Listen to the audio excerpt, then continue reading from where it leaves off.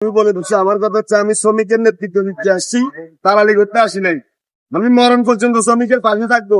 এই কাপ্পাই রাস্তার মাথা যদি শ্রমিকের জন্য যদি ভালো করতে গিয়ে আমার মৃত্যু হয়, আমি মাথা পেতে নিব, আমি শ্রমিকের পাশে থাকবো ইনশাল্লাহ। আজকে রবিবার, বৃহস্পতিবারের ভিতরে ইনশাল্লাহ যে জিনিসটা নিয়ে আমাদের জামিনা হচ্ছে এটা সমাধান হয়ে যাবে। আমি বিভিন্ন জায়গায় কথা বলছি, ইনশাল্লাহ এটার একটা সমাধান আসবে। আপাতত আজকে রবিবার তো, বৃহস্পতিবারের জন্য আপনি একটু দেখে শুনে থাকবেন। ওনারা আমাদেরকে অ্যাকশন দিচ্ছে যে আমাদের দাবি হচ্ছে যে ইনশাল্লাহ আশা করি 2-1 দিনের ভিতরে আপনি উঠতে পারবেন।